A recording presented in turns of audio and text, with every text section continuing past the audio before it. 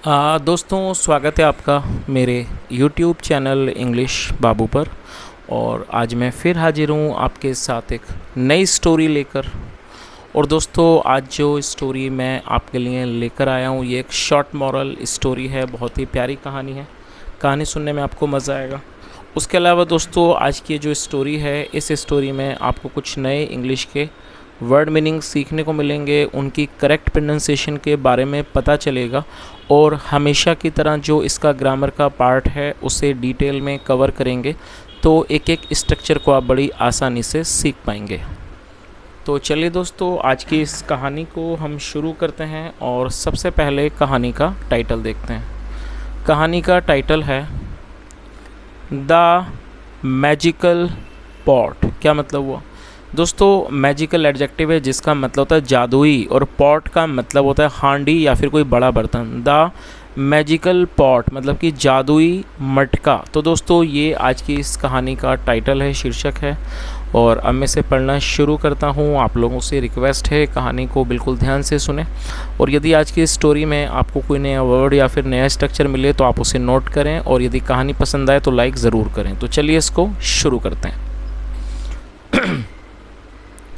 One day a man and his wife were digging the land to sow seeds। क्या मतलब हुआ दोस्तों? ये जो वाक्य है ये पास्ट कॉन्टिन्यूस का वाक्य है, और जब हम पास्ट कॉन्टिन्यूस में कोई वाक्य बनाते हैं तो वहाँ पर वॉज या वर्ब का प्रयोग किया जाता है और साथ में वर्ब की फोर्थ फॉर्म लगाई जाती है। पास्ट कॉन्टिन्यूस का मतलब होता है इस तरह के वाक्य जहाँ वाक्य के टेल पर रहाता रहती जैसे शब्द आते हैं।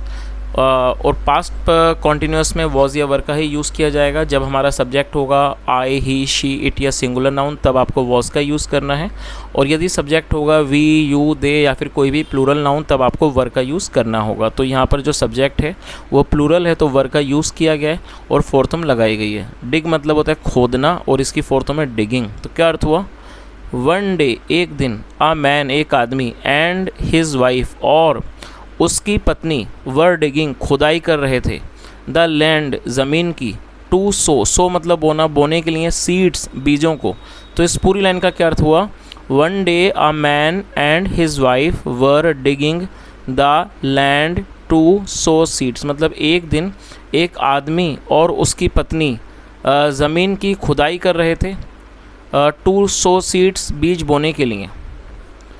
As they dug deep. दोस्तों, ये जो वाक्य है ये पास्ट इंडेफिनिट का अफर्मेटिव वाक्य है, और जब हम पास्ट इंडेफिनिट में कोई अफर्मेटिव का वाक्य बनाते हैं तो वहाँ पर वर्ब की सेकंड फॉर्म का यूज़ किया जाता है।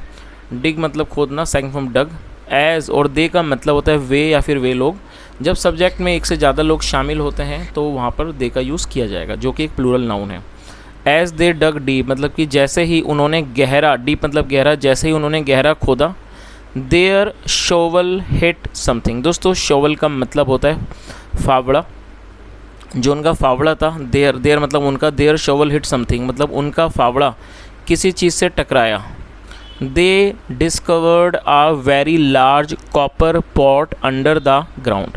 दोस्तों, डिस्कवर का मतलब होता है किसी चीज़ का पता लगना, किसी भी नई चीज़ के बारे में, उसे डिस्कवर कहा जाता है। तो क्या अर्थ हुआ? दे discovered a very large copper pot. Copper मतलब तांबा, मतलब कि उन्हें एक बहुत बड़ी तांबे का मटका मिला, उन्होंने तांबे का मटका मिला अंडर द ग्राउंड ज़मीन के नीचे। दे डग इट आउट। और दोस्तों, डिग आउट का मतलब होता है खोद कर निकालना, second form dug.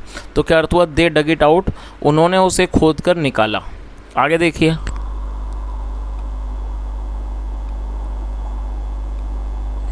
They both carried the pot back to their home. दोस्तों, ये भी पास्ट इंडेफिनिट का अफर्मेटिव वाक्य है जहाँ वर्ब की सेकंड फॉर्म का यूज़ किया जाता है। कैरी का मतलब होता है किसी चीज़ को ले जाना, ढोना, second form carried. They both carried the pot back to their home मतलब कि वे दोनों मटके को अपने घर ढोकर ले आए। देयर होम मतलब अपने घर वो ढोकर इसको ले आए। ऑन द वे मतलब रास्ते में। The man put his shovel in the pot. जो आदमी था, पुट उसने रख दिया, हिज शॉवल अपने फावड़े को, इन द पॉट मटके में। तो इस पूरी लाइन का क्या अर्थ हुआ? On the way the man put his shovel in the pot मतलब कि रास्ते में आदमी ने अपने फावड़े को बर्तन में रख दिया, उस मतलब जो पॉट था, जो मटकी थी, उस मटका था उसमें रख दिया। एट होम घर पर। They looked inside the pot. They मतलब कि उन्होंने या उन लोगों ने, और दोस्तों लुक मतलब देखना, सेकंड फॉर्म लुक्ड मतलब कि घर पर। They looked inside the pot, उन्होंने पॉट के अंदर देखा। To their amazement there were now 2 shovels inside. और दोस्तों टू देयर अमेजमेंट मतलब उनको ये जानकर बहुत आश्चर्य हुआ।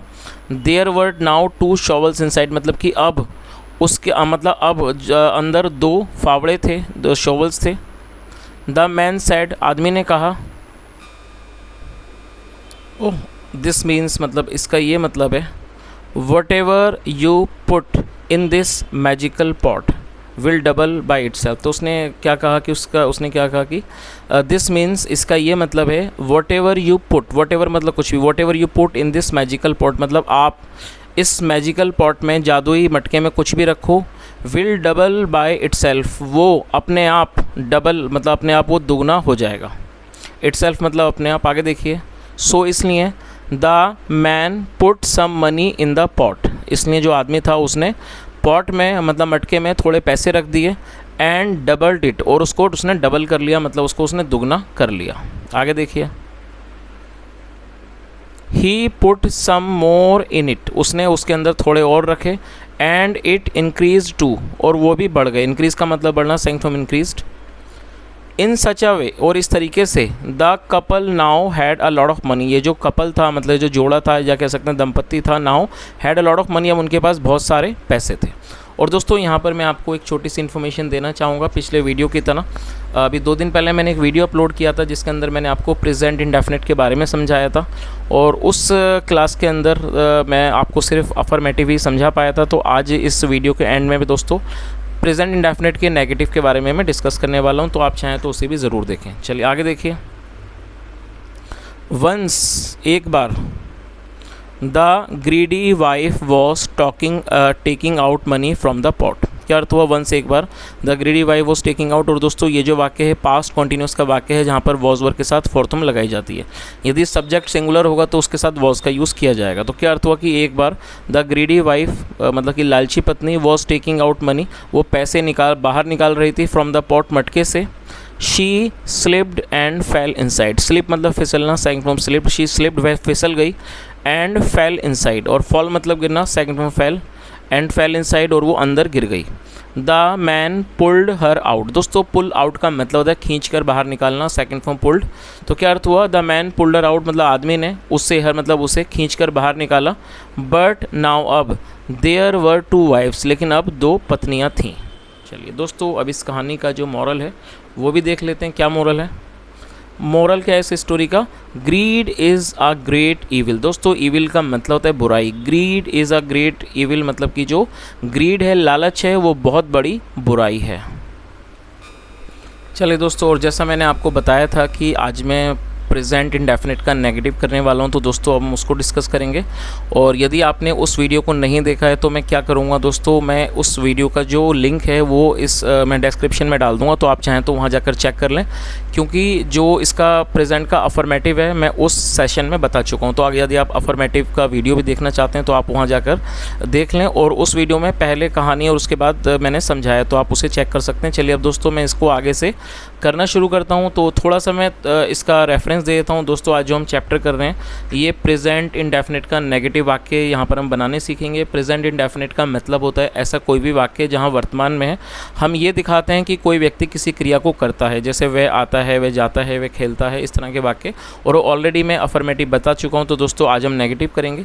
नेगेटिव में किस तरह के वाक्य बनेंगे? जैसे वह नहीं खेलता है, मैं नहीं जाता हूँ, वह नहीं दौड़ता है, मैं उसकी मदद नहीं करता हूँ, वह खाना नहीं खाता है, वह खाना नहीं पकाती है। तो इस तरह के वाक्य जहाँ पर ताहे तिये आएगा प्लस उसके अंदर नेगेटिव की सेंस हो, तो इस तरह के वाक्यों को नेगेटिव का वाक्य कहा जाता है। और दोस्तों जब आप प्रेजेंट इंडेफिनिट में कोई नेगेटिव वाक्य बनाएंगे तो उसमें आपको इस फॉर्मूले का इस्तेमाल करना है। चलिए आप पहले उसे नोट कर लीजिए। जब आप नेगेटिव वाक्य बनाएंगे प्रेजेंट इंडेफिनिट में, सबसे पहले आपको सब्जेक्ट का यूज़ करना है, सब्जेक्ट के बाद डू नॉट और डज नॉट का यूज़ करना होता है। दोस्तों ये जो डू नॉट और डज नॉट है इनमें से आपको एक का ही चुनाव करना है, और जो भी आप लगाएंगे डू नॉट या डज़ नॉट वो सब्जेक्ट के अकॉर्डिंगली आपको लगाना होगा। तो यहाँ पर आप इस बात को अच्छे से दिमाग में बैठा लें कि जब आप नेगेटिव के वाक्य बनाएंगे तो नेगेटिव का वाक्य बनाने में सबसे पहले आपको सब्जेक्ट मेंशन करना है, और सब्जेक्ट के बाद जो आप डू नॉट या डज़ नॉट का प्रयोग करेंगे वो आपको सब्जेक्ट के अकॉर्डिंगली ही करना होगा। और उसके बाद आपको वर्ब की फर्स्ट फॉर्म लगानी है और यहाँ पर उसके बाद ऑब्जेक्ट लगाना है। और दोस्तों यहाँ पर एक छोटी सी चीज़ को आप और नोट कर लें, जैसे आपने देखा कि आप अफर्मेटिव के जब वाक्य बनाते हैं तो कहीं पर वर्ब की फिफ्थ फॉर्म का प्रयोग किया जाता है, मतलब कि एस या एस का, और कई बार वर्ब की फर्स्ट फॉर्म का प्रयोग किया जाता है। लेकिन जब आप प्रेजेंट इंडेफिनिट में नेगेटिव के वाक्य बनाएंगे तब वहाँ पर वर्ब की फर्स्ट फॉर्म का ही प्रयोग किया जाएगा। तो आप इसे बोल्ड लेटर्स में बड़े बड़े अक्षरों में लिख लें और इस बात को ध्यान रखें कि जब भी आप प्रेजेंट इंडेफिनिट में नेगेटिव के वाक्य बनाएंगे तो वहाँ पर सिर्फ वर्ब की फर्स्ट फॉर्म का यूज़ करना होगा। चलिए दोस्तों, अब इसका जो जैसे मैंने आपको बताया कि इसमें डू नॉट या डज़ नॉट का यूज़ होगा, तो मैं आपको बता देता हूँ कि डू नॉट आप कब लगाएंगे और डज़ नॉट आपको कब लगाना है। जब आपके ये वाले सब्जेक्ट होंगे, नोट कर लीजिए, मैंने लिखे हैं ही, शी, इट या फिर सिंगुलर नाउन। सिंगुलर नाउन का मतलब एक वचन, और ये ऑलरेडी बता चुका हूँ मैं वो पिछली क्लास में कि सिंगुलर नाउन क्या होता है, आप देख सकते हैं। तो ही, शी, इट और सिंगुलर नाउन के साथ आपको डज़ नॉट का प्रयोग करना होगा। और यदि आपका सब्जेक्ट होगा आई, वी, यू, दे या फिर प्लूरल नाउन मतलब कि बहुवचन, उसके साथ आपको डू नॉट का यूज़ करना होगा। चलिए दोस्तों, एक दो एग्जांपल्स मैं आपको देता हूं ताकि आप इसे अच्छे से समझ सकें। मान लीजिए वाक्य है राजू नहीं दौड़ता है, तो सबसे पहले आप सब्जेक्ट लिखेंगे। सब्जेक्ट क्या है हमारा? राजू। वाक्य है राजू नहीं दौड़ता है, तो नेगेटिव का फॉर्मूला ये है, सबसे पहले सब्जेक्ट लिखेंगे, सब्जेक्ट है राजू। अब राजू सिंगुलर है तो डू नॉट नहीं लगाएंगे, डज़ नॉट लगाएंगे। क्या हो जाएगा? राजू डज़ नॉट, और दौड़ने को रन कहते हैं, रन, वर्ब की first form run, Raju does not run. मैं नहीं खेलता हूँ। अब दोस्तों इसमें सब्जेक्ट क्या है? मैं के लिए क्या लगाएंगे आप? आई, और आई के साथ आपको डू नॉट का यूज़ करना है। यहाँ पर मैंने इसको लिखा हुआ है आई, वी, यू, दे प्लूरल में डू नॉट, तो क्या लिखेंगे आप? आई डू नॉट प्ले, मैं नहीं खेलता हूँ। तो दोस्तों इस तरह से आप नेगेटिव के वाक्य बना सकते हैं। बस आपको क्या चीज़ याद रखनी है कि सब्जेक्ट को देखते हुए ही आपको डू नॉट या डज़ नॉट का यूज़ करना है। यदि आप अपनी मर्जी से डू नॉट डज़ नॉट लगाएंगे सेंटेंस गलत बनेगा। तो पहले आप ये देखें क्या सब्जेक्ट है, और सब्जेक्ट के बाद ही आपको ये डिसीजन लेना है। डू नॉट या डज़ नॉट में से जो भी लगाएंगे वो सब्जेक्ट के अकॉर्डिंगली आप लगाएंगे, उसके बाद फर्स्ट फॉर्म फिर ऑब्जेक्ट। और दोस्तों अब मैं आपको 2-3 एक्सरसाइज देता हूँ, आप वाक्य बनाइए। सबसे पहले आप अफर्मेटिव का वाक्य लिखिए, मैं उसे जानता हूँ, आई रिपीट द सेंटेंस, मैं उसे जानता हूँ। और अब आप नेगेटिव का वाक्य लिखिए, 2 वाक्य में दूंगा, दोनों आप ट्रांसलेट करें। मैं नहीं दौड़ता हूँ, आई रिपीट द सेंटेंस, मैं नहीं दौड़ता हूँ। अगला वाक्य है वह पार्क नहीं जाता है, आई रिपीट द सेंटेंस, वह पार्क नहीं जाता है। तो दोस्तों इस तरह से मैंने आपको 3 वाक्य दिए हैं, एक अफर्मेटिव 2 नेगेटिव। आप इन तीनों को ट्रांसलेट करें, कमेंट में ज़रूर शेयर बताएं। तो दोस्तों ये आज का एक वीडियो था, और यदि आपको वीडियो इन्फॉर्मेटिव लगा हो, अच्छा लगा हो, पसंद आया हो, तो वीडियो को ज़रूर लाइक करके जाएं, शेयर करें, चैनल को भी सब्सक्राइब करें। और यदि आपका कोई भी सुझाव हो तो कमेंट में ज़रूर बताएं। सुनने के लिए thank you so much, have a nice day and bye.